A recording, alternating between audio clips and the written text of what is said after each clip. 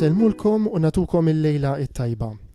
Ma dan l-awgurju l-lewm kif jixraq lejt it-tajjeb. Kristu qam tassew alleluja.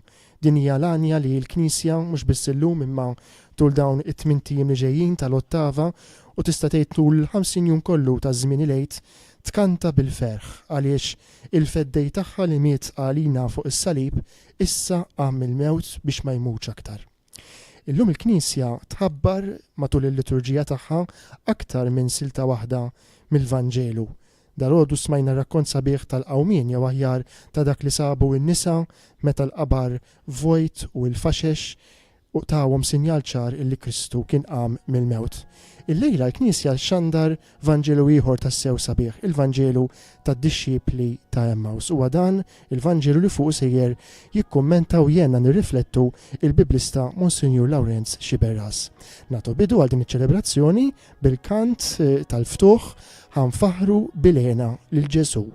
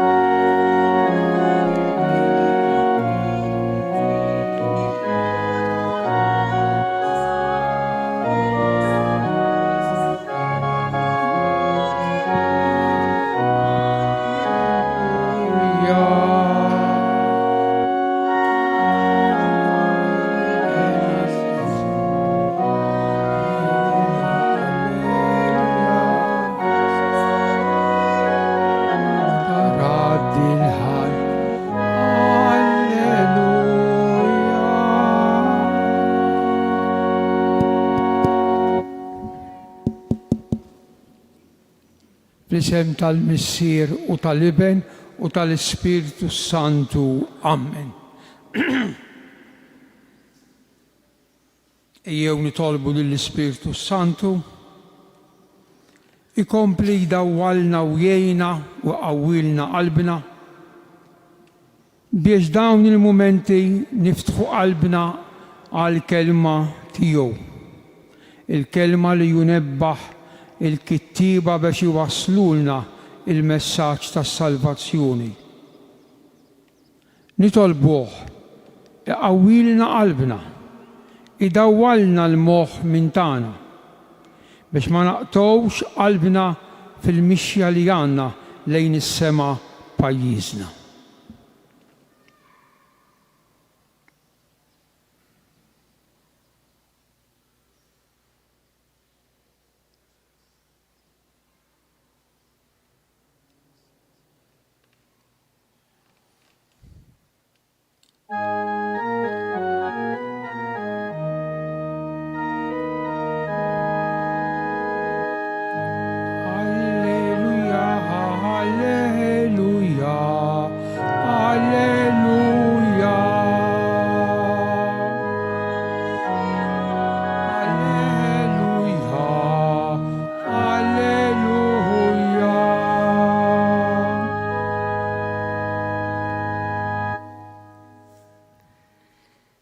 Qari mill-Evanġelju skont San Luqa. Dakinhar stess, fl-ewwel jum tal-ġimgħa, ġara li tnejn mid-dixxipli kienu sejrin lejn raħal jismu Emmaus, xi 60 stadju bogħod minn Ġerusalemm. jitħattu bejnietom fuq kull ma kien ġara. Huma u jitħattu u jitkixfu bejnietom, Ġesu innifsu resaq lejhom u baqa' miexi magħhom. Imma għajnejhom kellhom xi żommhom u ma setgħux jarfuh. U hu qalilhom: x'intom tgħidu bejnietkom intom u miexja? U huma waqfu bħarsa ta' niket fuq wiċċhom. Imbagħad wieħed minnhom jismu Kleofa wieġeb u qallu: inti waħdek il-barrani f'Ġerusalemm li ma tafx x'ġara hawnhekk f'dawn il-jiem? X'ġara? staqsihom Ġesu. U qalulu: dak li ġara lil Ġesu ta' Nażaret, li kien profeta setan fil-emil u fil-kliem quddiem Alla u quddiem il-poplu kollu. Kif il-qassisin il-kbar u l-kapijiet tagħna tawh f'idejn il-gvernatur biex ikun ikkundannat għal mewt u salbuh. Aħna konna nittamaw li hu kien dak li kellu jifdi lill-Iżrael. Iżda issa fuq kollox ġa għaddew 3 ijiem minn dawn il-ġrajja. Issa wkoll xi wħud min-nisa tagħna ħasduna għax marru kmieni ħdej il-qabar u l-katavru tiegħu ma sabuhx. Ġew jgħidu wkoll li derulhom xi anġli li qalulhom li hu ħaj. Imbagħad marru ħdej il-qabar xi wħud minn tagħna u sabu kollox kif kienu qalu n-nisa, imma lilu ma rawhx. Qalilhom Ġesu: kemm intom boloħ u tqal biex temnu kull ma qalu il-profeti? U ma kellux il-Messija jbati da kollu u hekk jidħol fil-glorja tiegħu? U beda minn Mosè u l-profeti kollha ifissrilhom kull ma kien hemm fl-Iskrittura fuqu. Meta qorbu lejn ir-raħal fejn kienu sejrin, u għamel ta' birruħu li kien ser jibqa' sejjer aktar il-bogħod. Iżda huma ġeluh jibqa' magħhom u qalulu: ibqa' magħna għax issa sar ħafna ħin u l-jum ġa wasal biex jintemm. Imbagħad daħal biex joqgħod magħhom. U waqt li kien fuq il-mejda magħhom qabad il-ħobs, qal il-barka, qasmu u tawulhom. Imbagħad infetħulhom għajnejhom u għarfuh, iżda hu qab minn qudiemhom. U wieħed lill-ieħor bdew jgħidu: ma kienitx imkebsa qalbna ġewwa fina u huwa jkellimna fit-triq u jfissrilna l-Iskrittura?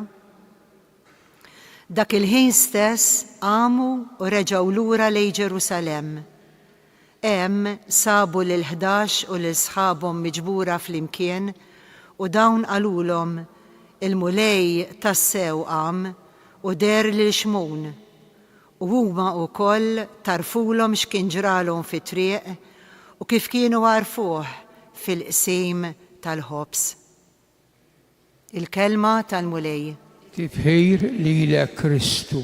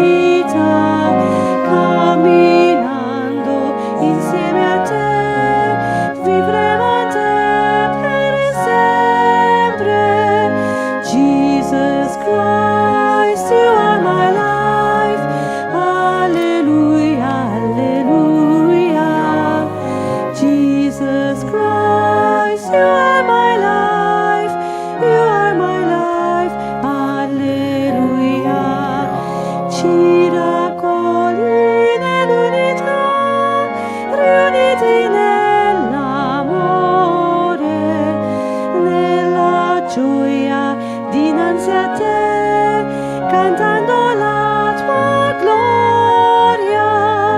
Jesus Christ, you are my life. Alleluia, alleluia. Jesus Christ, you are my life. You are my life. Alleluia.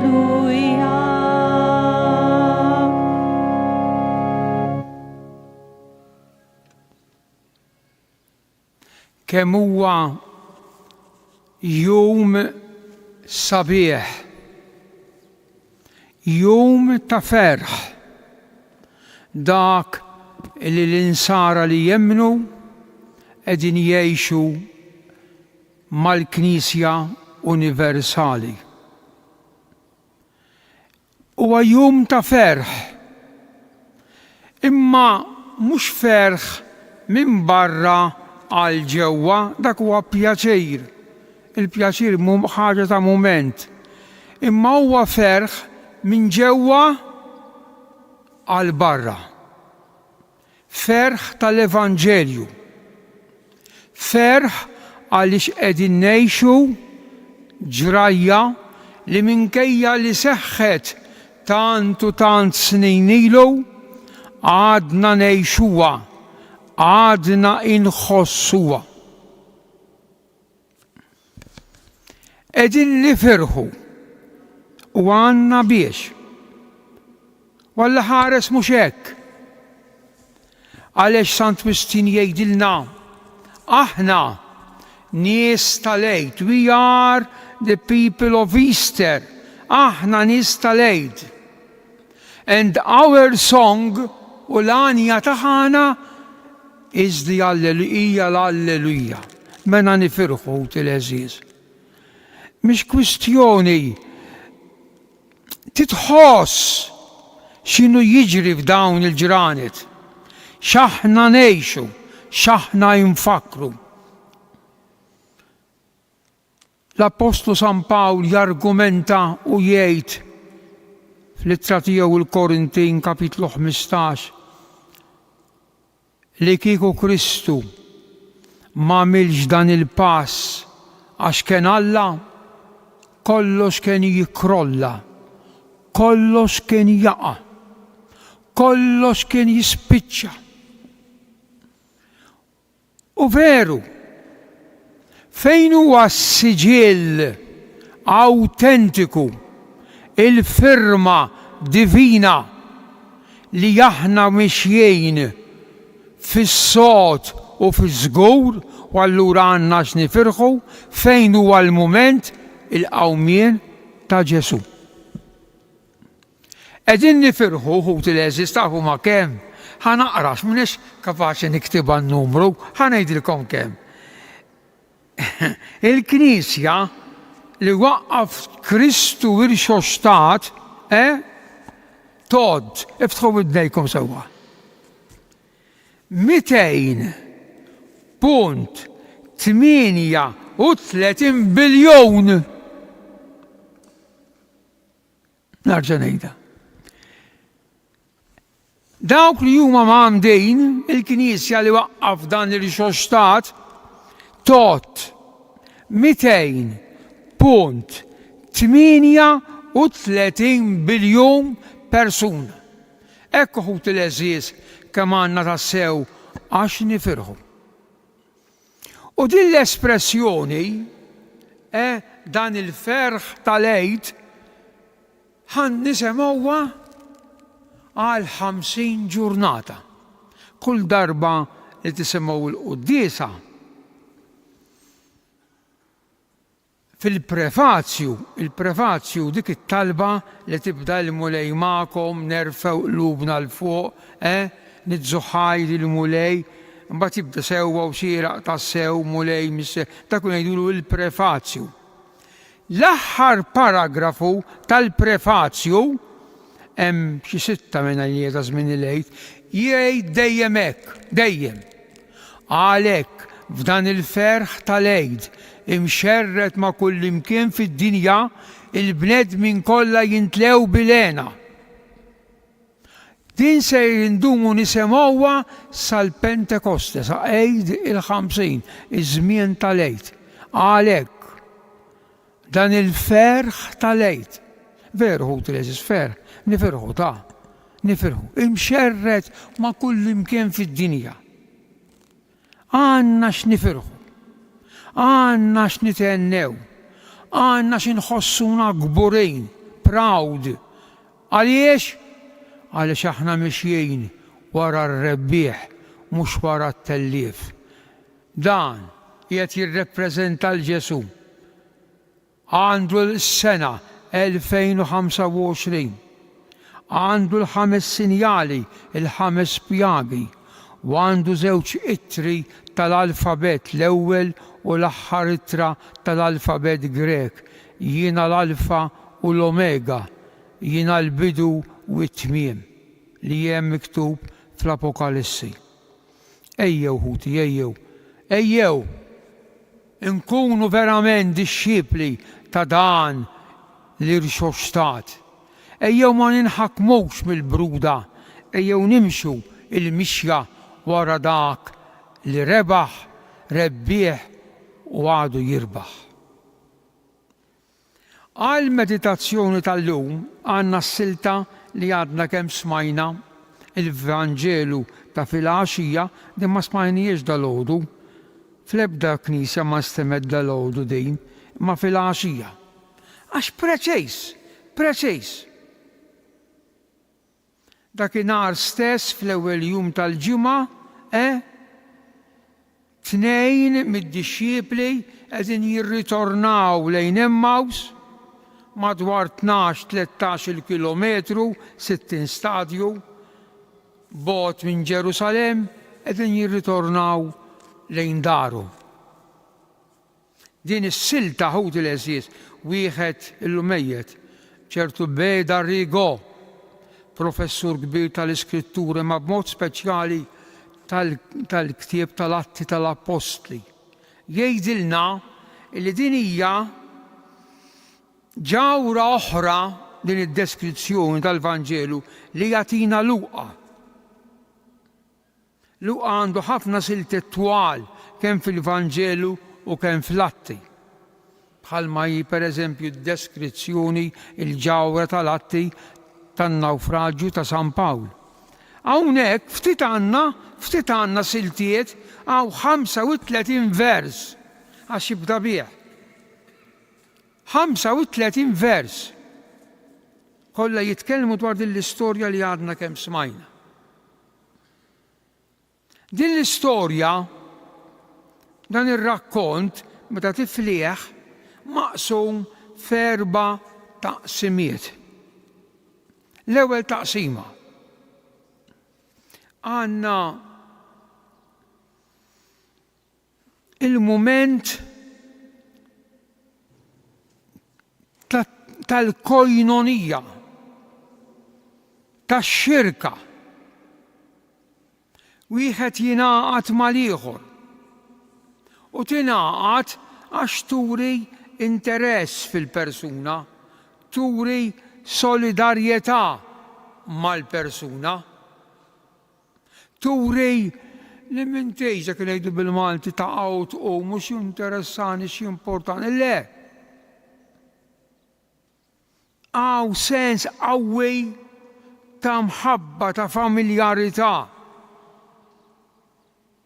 Ara x'jgħid is-silta tal-Atti, tal-Vanġelu. Ġesu innifsu resaq lejhom dan mixjin lura qed jidlam sejrin lejn id-dar, qalbhom maqsuma u mitlufa. Ġesu innifsu resaq lejhom u baqa' miexi magħhom. Men għandna ġrajja li tieħu perjodu ta' ħin, ta' tul.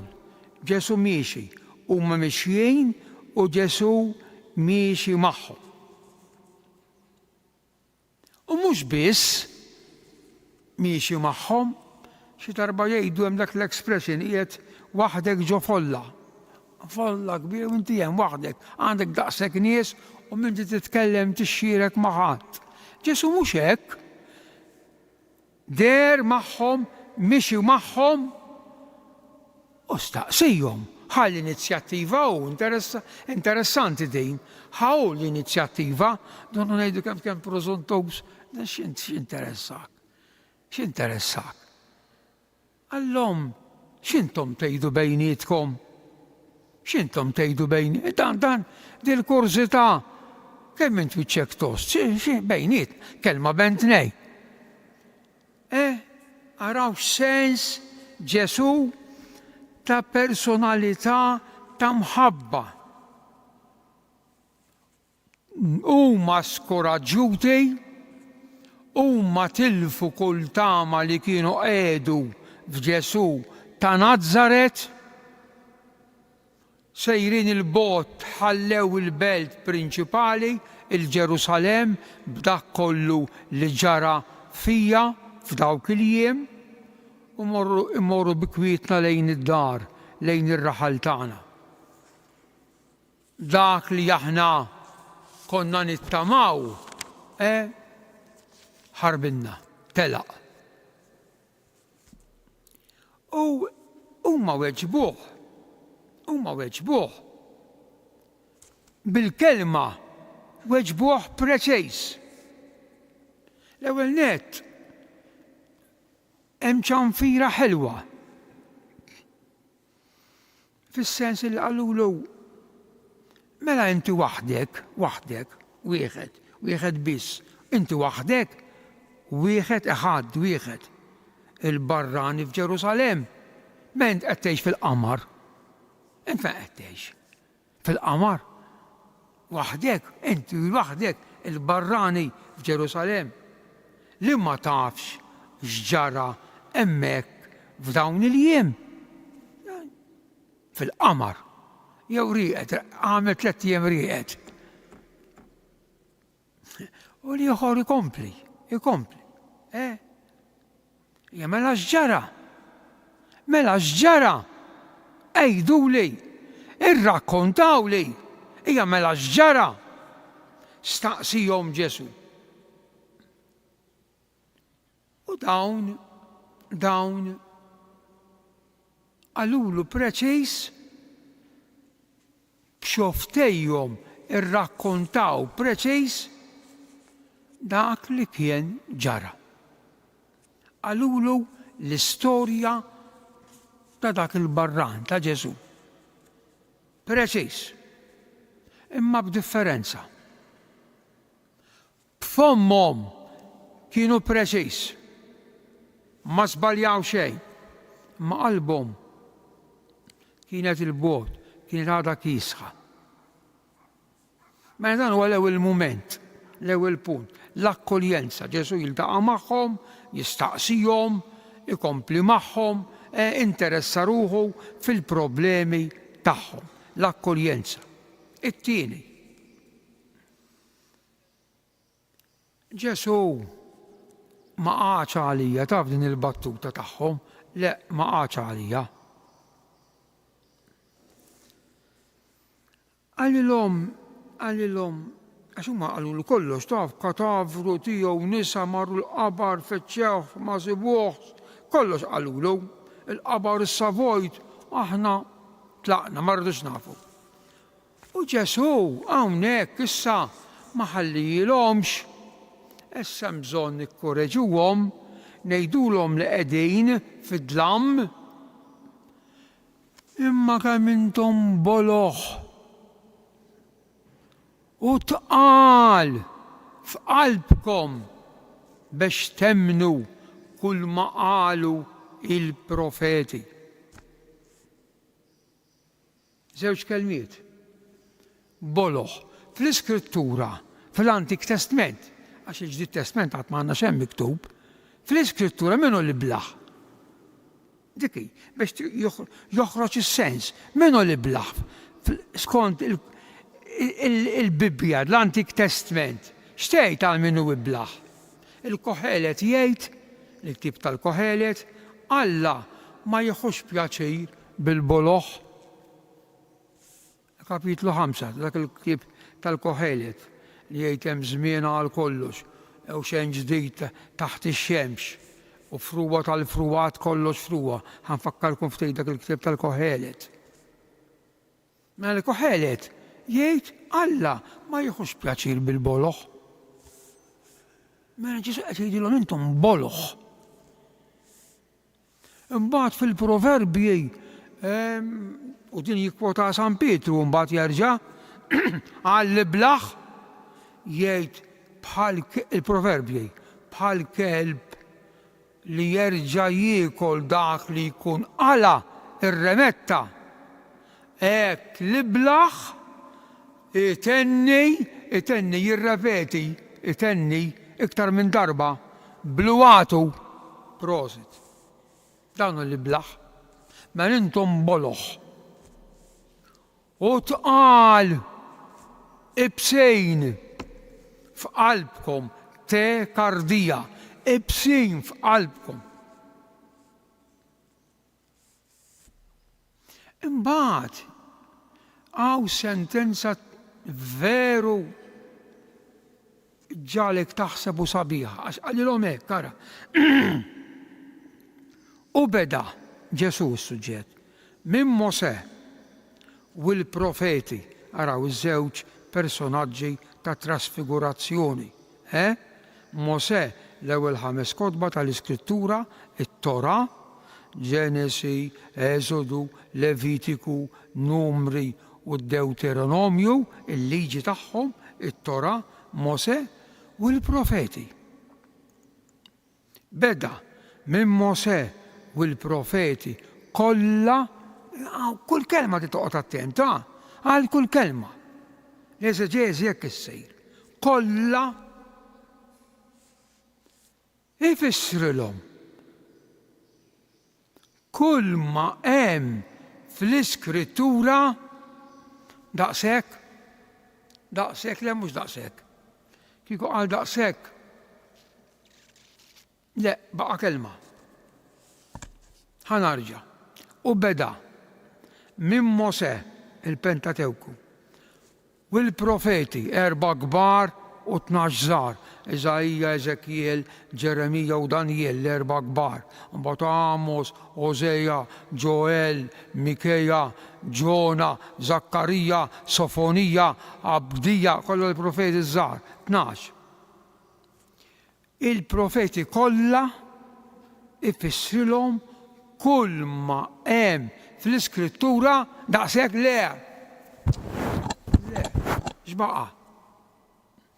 Fowqgħu dik il-kelma ċentrali, dik hi, mena l-Antik Testament kollu idur u jitwettaq f'Ġesu. Kemm qawwi dik is-sentenza. U dejn tikkonferma. Għax l-Iskrittura l-Iskrittura sabiħa ta' ġennik l-Iskrittura. Tikkonferma dik l-istorja tas-sinagoga ta' Nazaret. Ta' fuqha kien jum is-Sibt kif kien is-soltu jagħmel jgħid anke Luqa l-istess wieħed. Luqa fil-Vanġelu. Daħal fis-sinagoga, taf il-ktieb, fetaħ il-ktieb, beda jaqra s-silta ta' Eżajja l-Ispirtu tal-mulej fuqi għalhekk u ikkonsagrani u bagħtni biex inxanda u nħabbar is-sena tal-mulej, is-sena tal-ġublew. Is-sena għala il-ktieb imbagħad x'qalilhom? Samrilhom bomba tal-ġelatina, sammarilhom. Għallhom din il-kitba seħħet illum fija. Hella ħwina. Infatti, tant irrabjaw, fejk, mena Eżajja jitkellem għalik, tant irrabjaw li jiddeċidew jaqbduh u jixħtuh mill-irdum ta' Nazaret għal isfel. Imma kien jaf x'għandu jagħmel, insomma. Imma ra kemm jaqbel ix-xogħol. Ġesu ħuti qed jikkonferma li t-Testament il-qadim kollu seħħ fih. Twettaq fih. kollox miegħi jidur, il-personaġġi, is-simboli, serb tal-bronz, il-manna simboli, il-profeziji, kollha miegħi fuqi. Beda minn Mosè u l-profeti ifissrilhom kull ma hemm fl-Iskrittura fuqu. Ara daqsxejn ħut il-eżies, x'qawwa, x'konferma. It-tielet. X'qalu l-ddumx. It-tielet.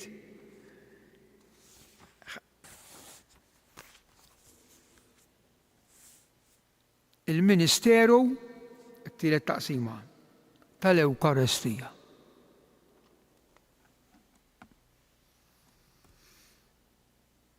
Orbu waslu lejn ir-raħal, mixja bħal dejk daqshekk spjegazzjoni waslu. L-ieħor għamel ta' birruħu selmilhom se jibqa' sejjer. Lajla tov qallhom, lajla tov, il-lejl it-tajjeb. Lajla tov. Se jibqa' sejjer il-bogħod.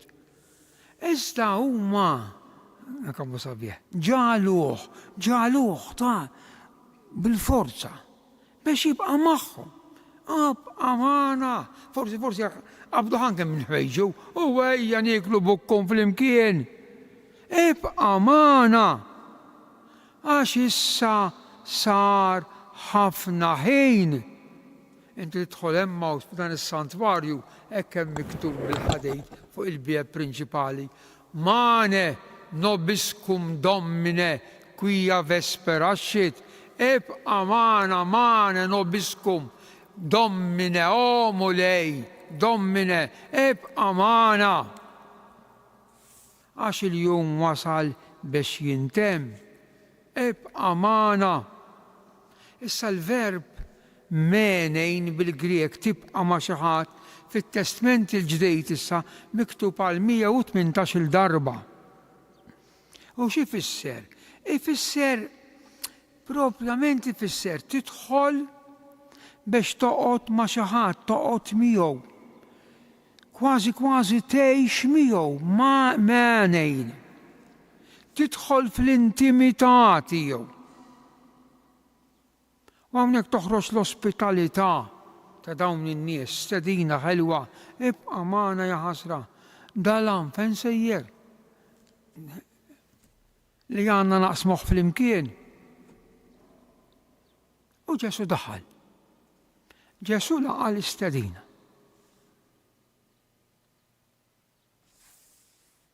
Ibqa' magħna.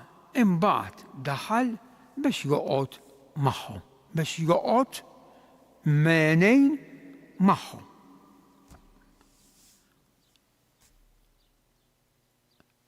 Poġġew fuq il-mejda, ma qasibx li għadu jifrusu d-dvalji fuq il-mejda jienta, sewa mitnijin hekk sbieħ u moddija poġġi bil-qiegħda ħan jiklu ftit ġobon u żebbuċ u żejt.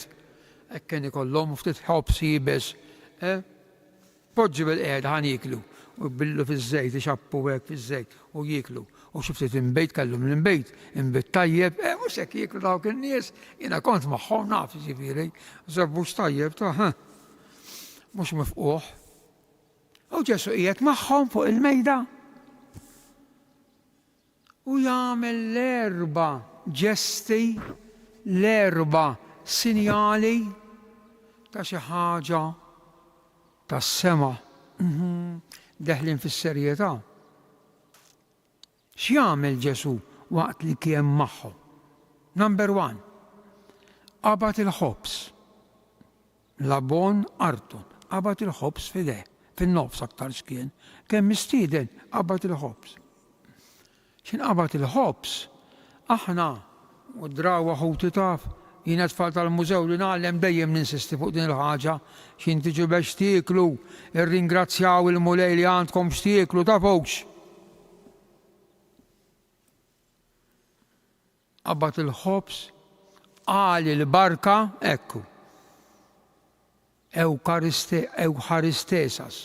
Ewkaristija. Ġbierek, grazzi, barka, qal il-barka, Imbirek l-istess, kważi l-istess, talba tal-offertorju. Imbirek int mulej, Baruch ta' Adonai Eloheinu. Imbirek int mulej li tajtna dal-ħobs, għal il-barka. Asmu, it-tielet azzjoni, klaksas, qassam il-ħobs, asmu, kien xottin qasam. U tawlu, ħaħudu kullu. Din l-espressjoni ħuti, dan l-erba' azzjonijiet, qabad il-ħobs, qal il-barka, asmu u tawlhom, li huma l-erba' sinjali ħanejdwa mill-ewwel li jfisser li Ġesu hemmhekk għamel l-Ewkaristija, ikkonsagra dak il-ħobs. Dawn l-erba' sinjali, l-erba' ġesti, qegħdin, number one, insibuhom. Il-ħamis fil-għaxija, aħna din il-ħadd hawnhekk, il-ħadd. Il-ħamis ta' qabel, ħames ix-xirka, meta kien mal-mejda. Luqa, kapitlu 22. Waqaf l-Ewkaristija, għamel l-istess erba' sinjali, waħda. It-tieni, għamilhom San Pawl u għallimhom San Pawl fl-ittra tiegħu lill-Korintin, din il-silta qrajnija nhar il-ħamis ix-xirka fil-għaxija fil-quddiesa ta' fil-għaxija. Dan jien irċivejt mingħand il-mulejje f'dak il-lejl li kien ittradut ħal-ħobs, birek, qasmu u tawlhom, San Pawl. It-tielet, San Pawl jerġa' jirrepeti l-istess ħaġa fi Troas. Hawnhekk San Pawl kien daqsxejn goff. Dan kien sejjer miletu, l-għada filgħodu. U għamel lejl jippriedka, lejl. U kien hemm raġel jismu Ewtiku, kien fuq il-ħoġor tat-tielet solar, ħadu n-nas u waqa'. U mit-tielet solar ħabat rasu u miet. Latti għaqna u latti tal-Apostli, kapitlu 20. Imma Pawlu għajmu. Imbagħad wara għamel l-Ewkaristija, dawn l-erba' sinjali. Għal-ħobs, U l-aħħar prova li Ġesu għamel l-Ewkaristija jerġa' jiktibha Luqa, din issa tmisslilna. Tafu fejn? Fuq il-baħar, qrib Malta. Pawlu għamel l-Ewkaristija fuq il-bastiment. U lilhom ħanidħol f'dettall li ma kellix ħsib ngħidulkom, ma ngħidulkom il-dawk ta' madwaru għax kienu pagani ma tagħhomx jieklu mill-ħobs li jikkonsagra u kielu biss. Mela dawn huma erba' okkażjonijiet, issa din hija l-ħames waħda, fejn dawn l-erba' sinjali qegħdin hemm li jfissru li Ġesu għamel l-Ewkaristija. Qabad il-ħobs, għal il-barka, qasmu u tawlu. U fil-pront, infetħulhom għajnejhom u għarfuh, dawk żewġ verbi qawwija. Infetħulhom għajnejhom u għarfuh. Id-dubji kollha li kellhom dwar dak il-barrani għaddiju. Id-dlam u d-dwejja tal-passjoni li kellhom f'moħħhom għabet. Il-qtieħ ta' qalb wara 3 ijiem fil-qabar kollox spiċċa. F'daqqa waħda. Kollox qeb minn qudiemu. Dan għaliex? Kemm sabiħa ta' għaliex? Għax għamel l-Ewkaristija. Il-frott tal-Ewkaristija. Għalhekk, dan il-frott tal-Ewkaristija, taħt qalb id-dubji, waħda s-saniklu, u ġemma l-flus, u żejt. Imbagħad ikompli. Infetħulhom għajnejhom, xi tfisser dik Afantos, xi tfisser? Ħajdilkom xi tfisser preċejs. Sar dak il-moment Ġesu sar invisibli m'għadhomx jarawh għal għajnejhom. Invisibli għal għajnejhom, imma kemm preżenti, kemm sabiħa, kemm preżenti fil-ħobbs u l-inbit. Dik l-Ewkaristija. Għal għajnejn tal-ġisem. Ġesu m'għadux magħhom, fejn mar, fejn hu. Qiegħed hawn magħna, hawn fil-ħobbs u l-inbit li konsagra, bħalna preċejs. Ġesu mhux quddiem għajnejna, imma qiegħed fl-Ewkaristija hemmhekk. Temmen ħejja, temmen dak li qegħdin jisemgħuni, temmnu intom, jew ma temmnux din il-ħaġa. Dan hu ċ-ċentru ta' min jgħidlek jien nisma' l-quddiesa minn fuq it-television nhar ta' ħadd. Fqejr. Għadek fqejr, għadek il-bot. Għadek ma tafx in l-Ewkaristija. Afantos. Dan l-għajnejn dawn, għax dawn jaraw il-materja. Xi missu idejna, xi xhom neħirna, xi nduqu materja. Afant, Imma kien għadu preżenti għax ikkonsagra l-ħobbs f'ġismu u konsagra l-inbit iswed f'demmu. Dik hi. Preżenti hemm għal għajnejna maħniex narawh il-Ġesu, imma l-aħwa din hija l-fidi tagħna minn dan iż-żmien li Ġesu huwa preżenti verament, realment u sostanzjalment. Il-Papa Qaddis San Ġwan Pawlu II fl-enċiklika tiegħu li ħareġ fl-aħħar snin ta' ħajtu Ecclesia de Eucaristija, jiġifieri il-Knisja mibnija mill-Ewkaristija, jgħid tliet affarijiet, jgħid li l-Ewkaristija għandha tkun dinje b'mod dinjitus. Attente, toqgħod attent kif jixraq, u devote bil-ġabra, bil-fidi, għax hawnhekk għandna l-Ġesu preżenti, u għalhekk aħna meta niġu hawnhekk ħatibda sħan issa Alla jrid, għandna niġu sura ta' nies tafux. Din hija d-dar ta' Alla. M'hemmx tra oħra. Hawn Ġesu fostna. Se jew temmen dik il-ħaġa, jew ma temminix. U Ġesu jixraqlu. Ir-raba punt. Mela qab minn quddiem għajnejhom, qab.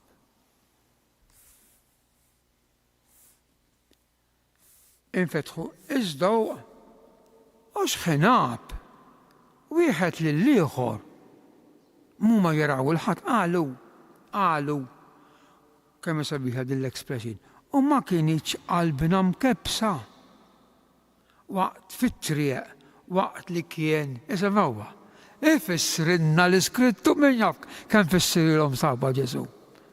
Ma kienx qalbna konna qegħdin nħossu xi ħaġa.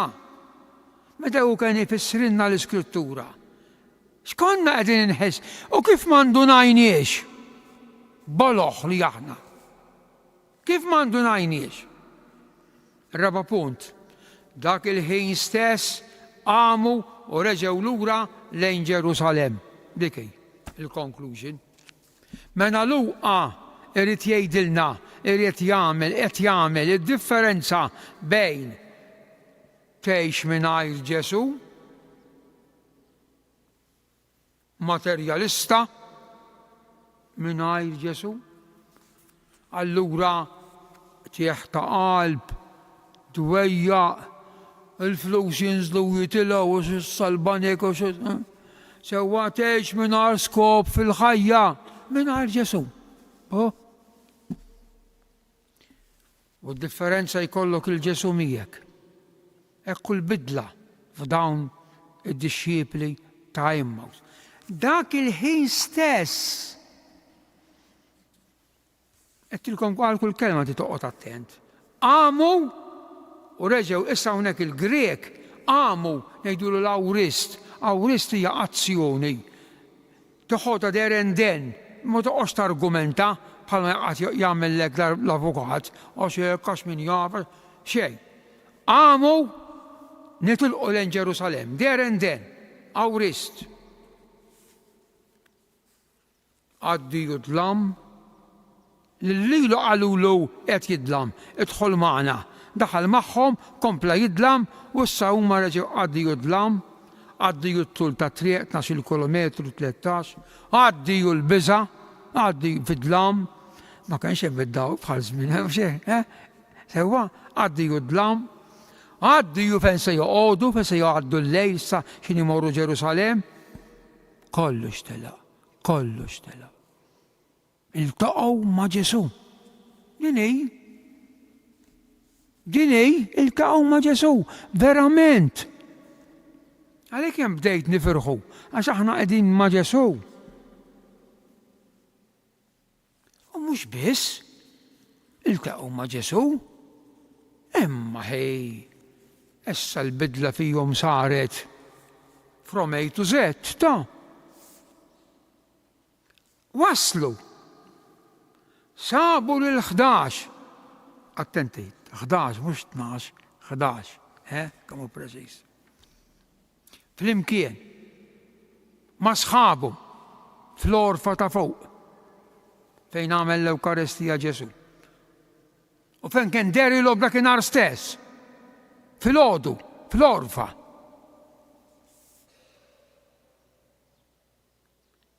U dawn laqgħuhom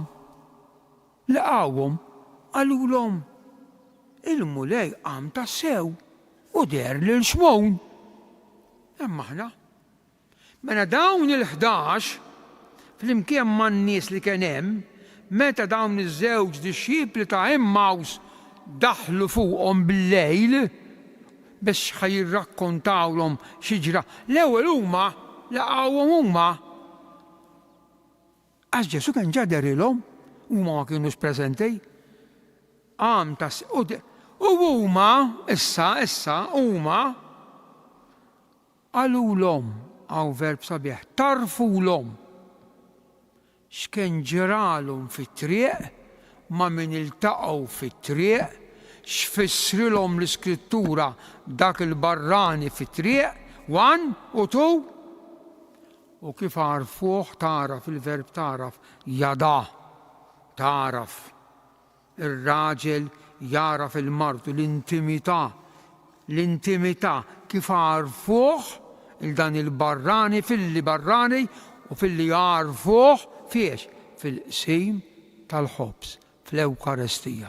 Din jaħut is-silta tant sabiħa ta' dawn id-dixxipli ta' Emmaus. Ejjew nieħdu proponiment li aħna wkoll nħobbu l-kotba mqazza, nħobbu l-kelma ta' Alla u nħalluha tkebbisna b'dik l-imħabba u turina kemm verament Ġesu ħabbna meta ħall passjoni imma ħabbna wkoll għax wera li huwa divin, li huwa Alla bil-qawmien glorjuż tiegħu, bil-mogħdija din hi Pesaħ bil-ludi fisser pass over, Pesaħ, pass over, il-mogħdija li huwa għamel mid-dlam tal-qabar għad-dawl tal-ħajja.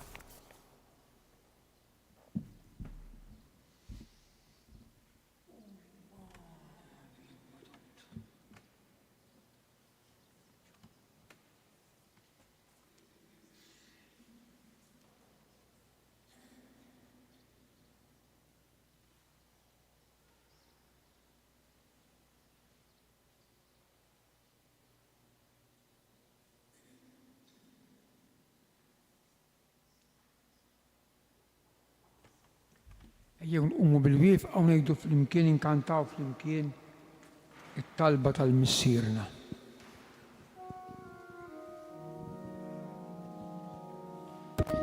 Missierna li inti fis-smawiet, jitħates li sem tiegħek, jitħates li sem tiegħek, tiġi salnatek, ikun dak li trid inti. Ikun dak li trid inti, is-sema hekk ta' fl-art. Ħobżna ta' kuljum, għatina llum, għaflina il-lubit tagħna, għaflina Tana, Palma,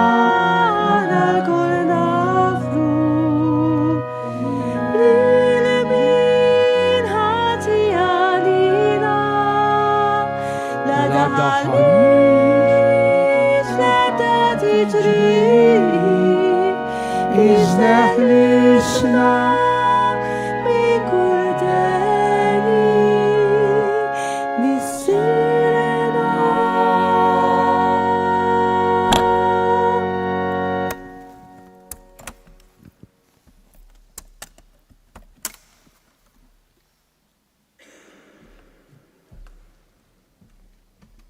Il-barka ta' Alla tinżel fuqkom fl-isem tal-Missier u tal-Iben u tal-Ispiritu s-Santu. Amen.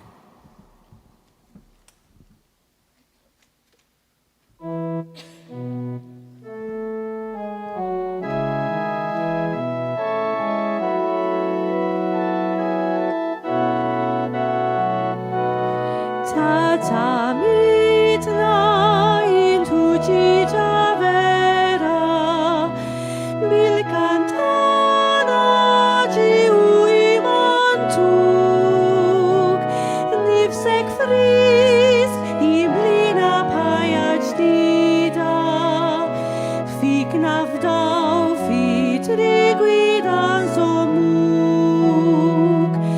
Kull il-sin nazzjonu ġens fuq artna, f'kelmtek bissi sibi dawl għall-lub, lilna wlidek dajfa u mxerda, tilgħu tosfalt ibnek il-maqbub.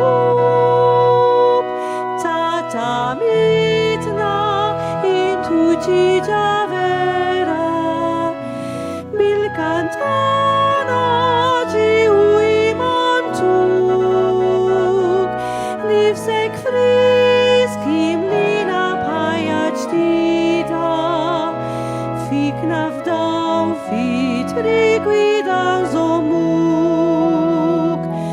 Funa ħares l-Ispiritu bitiba, iqajimna f'sebta għolin ġdid, smew iġġodda jwellet farta mila, slim jatina ta' kollox u s-sit.